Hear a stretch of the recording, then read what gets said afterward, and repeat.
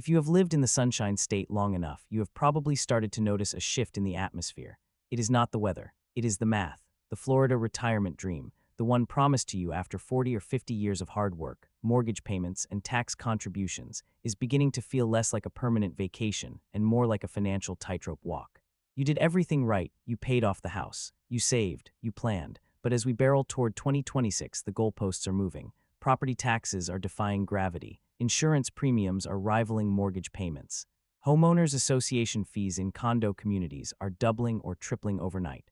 The comfortable ownership you worked a lifetime to secure is starting to feel eerily like a lifetime lease, where the landlord, the economy, the insurance companies, and the tax assessor keeps raising the rent. This isn't panic born out of ignorance. Florida seniors aren't worried because they don't understand what is happening. They are worried because they understand the system perfectly. They see the writing on the wall. As 2026 approaches, a massive wave of legislative changes regarding healthcare, housing, and taxation is about to crash onto the shores of your retirement. The question is no longer just, what is changing? The question is, do you actually have control over your financial future anymore? Welcome back to Tax Hack Pro. Today, we are dissecting the 10 critical shifts hitting Florida retirees. We are going deep into the statutes, the exemptions, and the financial traps that could cost you thousands if you aren't paying attention. This is your survival guide for the new Florida economy. Let's start with the most significant financial drain for retirees. Number 1 is the property tax freeze for low-income seniors. If you sit down with any longtime homeowner in Florida, especially someone over the age of 70, you will hear a variation of the same tragic story. They will say, "I own my home free and clear. I have no mortgage, but I can barely afford to live in it." This sentiment doesn't stem from buying too many groceries or taking lavish vacations. It comes from the terrifying ritual of opening the trim notice, the truth in millage notice, every August. The house hasn't changed. The roof is the same. The square footage is the same. Your pension is certainly the same. But the tax bill keeps climbing. In Florida, property taxes are tethered to home values, not your ability to pay. As wealthy investors and new residents flock to the state, driving up prices, your assessed value is dragged up with them. Even if you haven't renovated a bathroom or added a pool, you're paying the price for your neighbor's sale. Meanwhile, Social Security cost of living adjustments rarely keep pace with real-world inflation. This creates a widening gap where a few hundred extra dollars in taxes every year slowly eats away at your liquidity until you are forced to make choices between home repairs and healthcare. However, there is a shield against this. It is one of the most powerful, yet underutilized tools in the Florida tax code. It is the additional senior homestead exemption, often referred to as the senior freeze, authorized under Section 196.075 of the Florida statutes. Here is the deep dive on how this works.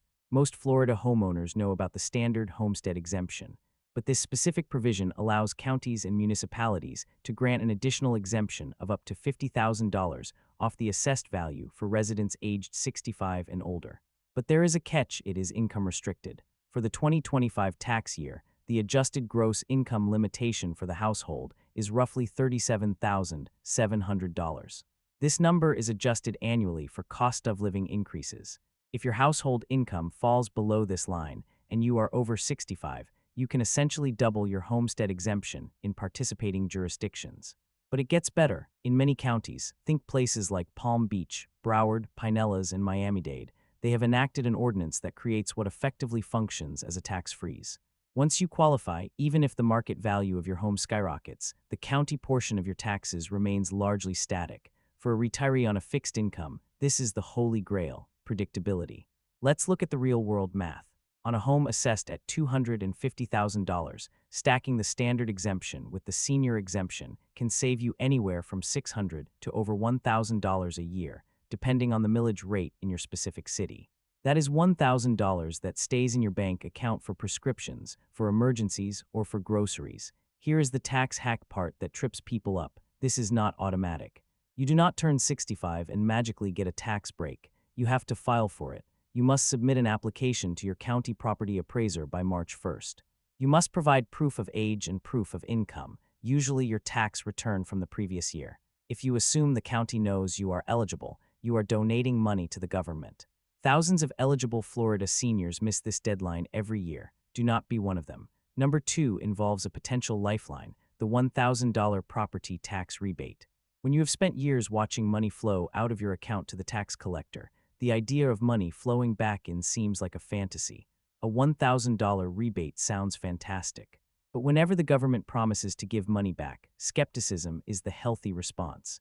Is this real, and will it actually help you? This proposal has been floating around Tallahassee as lawmakers react to the screaming frustration of voters regarding housing affordability. The concept is a one-time relief check, up to $1,000, for eligible homeowners to offset the stinging increases in insurance and tax liabilities. For a retiree, $1,000 is significant. That is 2 months of groceries. That is a deductible on a car repair. It is a tangible, immediate influx of cash that can stop the bleeding for a moment. Unlike an exemption, which is a calculation on a spreadsheet, a rebate is cash in hand. It provides psychological relief as much as financial relief. However, we need to look at the fine print. This is often debated as a stopgap measure. Critics argue that a one-time rebate is like putting a Band-Aid on a gunshot wound. If your insurance premium went up $2,000 and your taxes went up $500, a $1,000 check helps, but you are still in the hole. Furthermore, eligibility is usually the trap.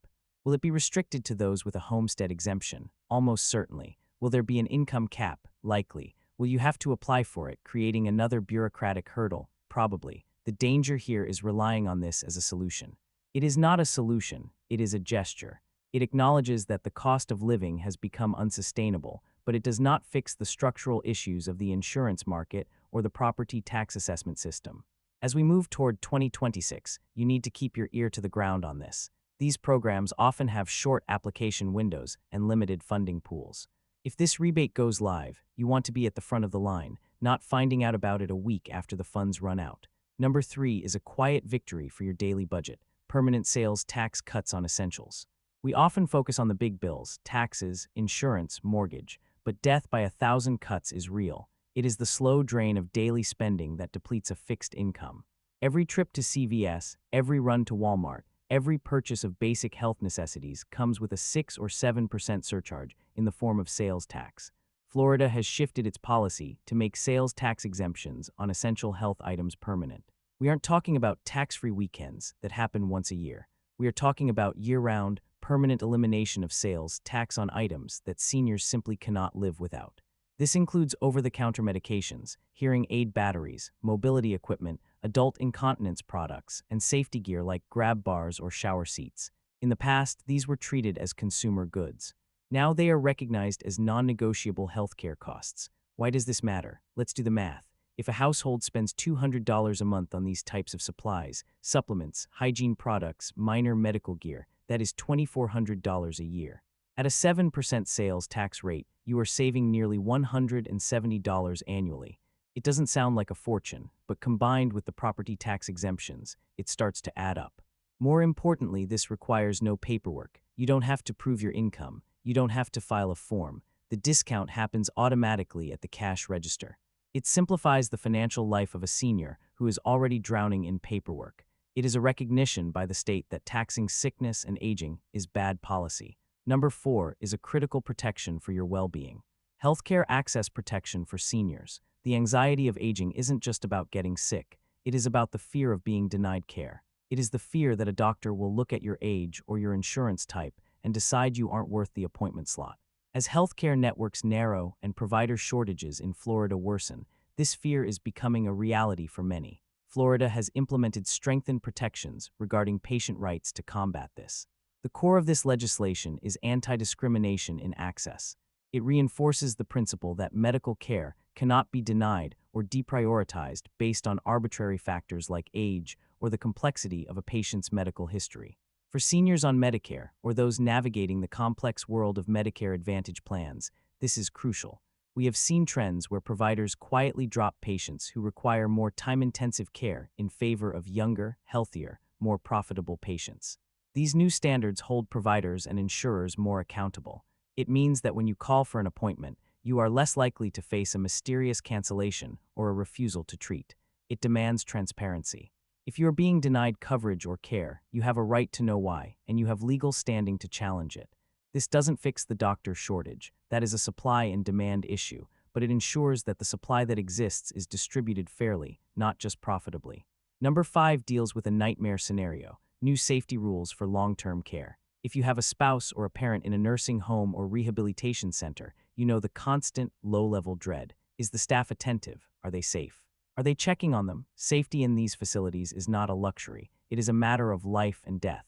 Legislative updates, specifically targeting long-term care standards, are changing the operating procedures for these facilities.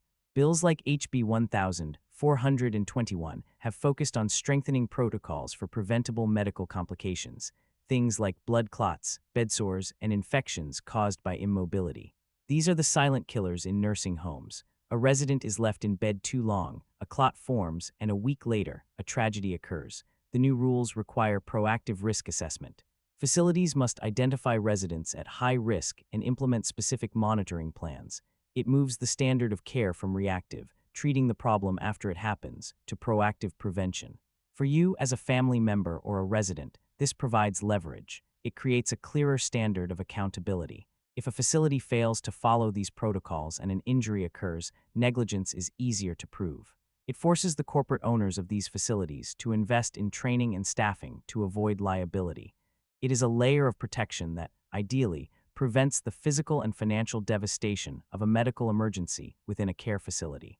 Number 6 is a controversial but necessary financial safeguard: banks pausing suspected senior scams. Imagine answering the phone. A voice on the other end says your grandson is in jail, or the IRS is coming for your house, or your bank account has been compromised. Panic sets in. You rush to the bank to wire $20,000 to fix the problem. By the time you realize it was a lie, the money is in an offshore account, never to be seen again. This happens every single day in Florida. It wipes out nest eggs in minutes. To combat this, Florida law now empowers financial institutions to hit the pause button. Under regulations like SB 556, if a bank teller or a financial advisor suspects that an elderly customer is being exploited or scammed, they have the legal authority to delay the transaction. Previously, banks were terrified of liability. If you demanded your money and they said no, they could be sued for holding your funds. Now, the law protects the bank if they act in good faith to protect you. They can freeze the transaction, ask questions, and contact a trusted family member or adult protective services.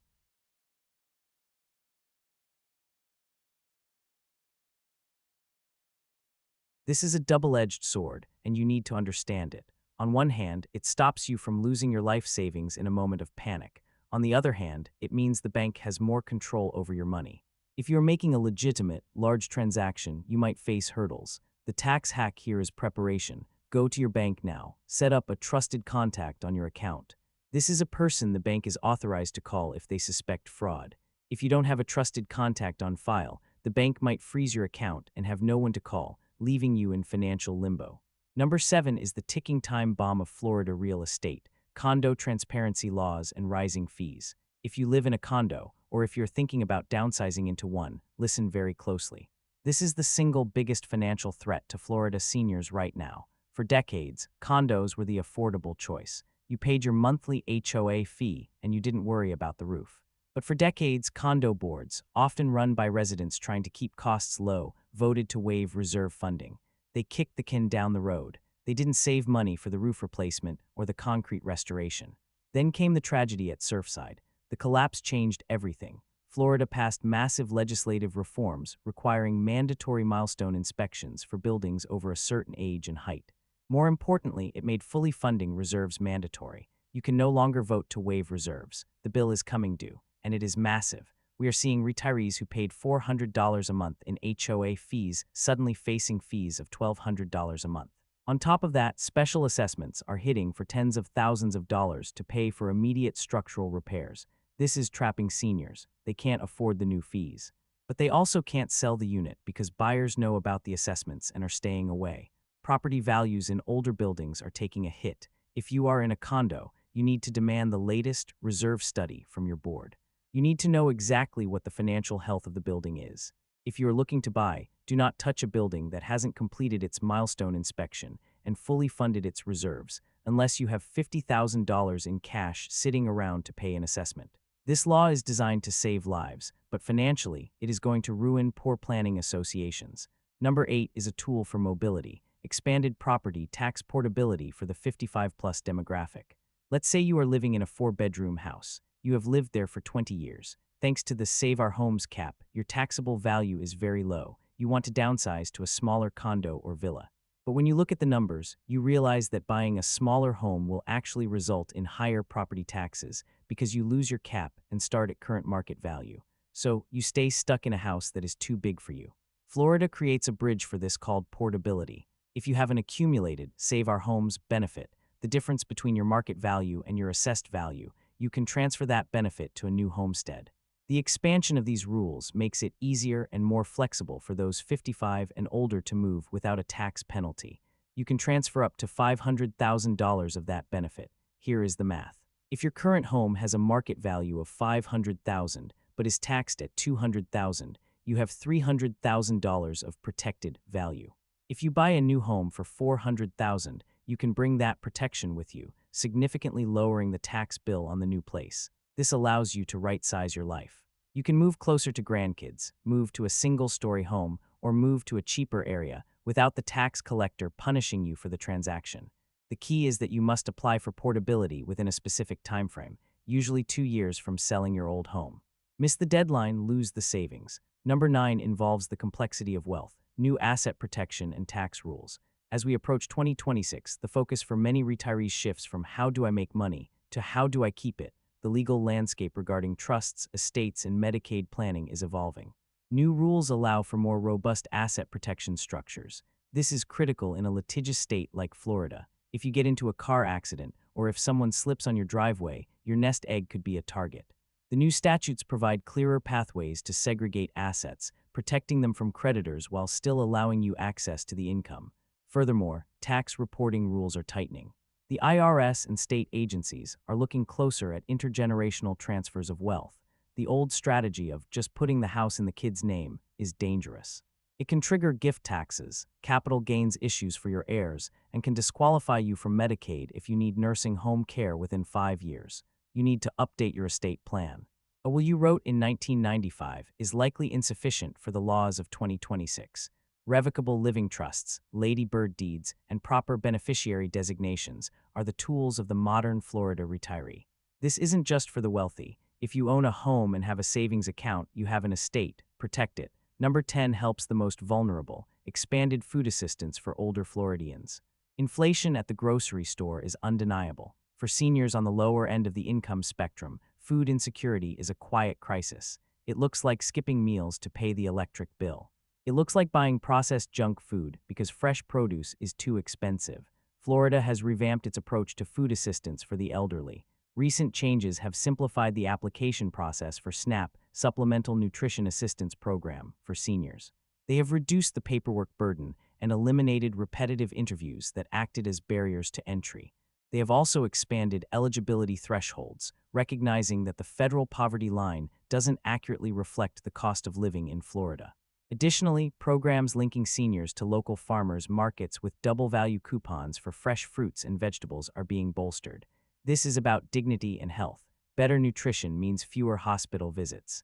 If you or someone you know is struggling to put food on the table, do not let pride get in the way. These programs are paid for by your tax dollars over a lifetime of work. Utilizing them is not charity.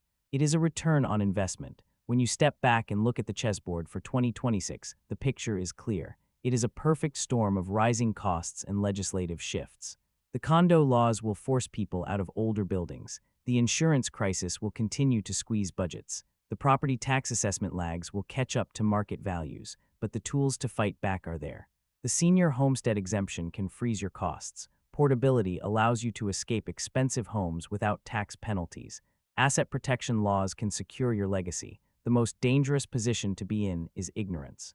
If you wait until the bill arrives to understand the law, you have already lost. You need to be proactive. Check your exemption status. Review your condo reserves. Update your trust. Tax Hack Pro is here to guide you through every one of these changes. We track the legislation so you don't have to. If this deep dive helped you see the road ahead, do me a favor. Hit that like button. It helps the algorithm get this information to other seniors who need it. Subscribe to the channel so you don't miss our upcoming breakdowns on Social Security adjustments and Medicare changes.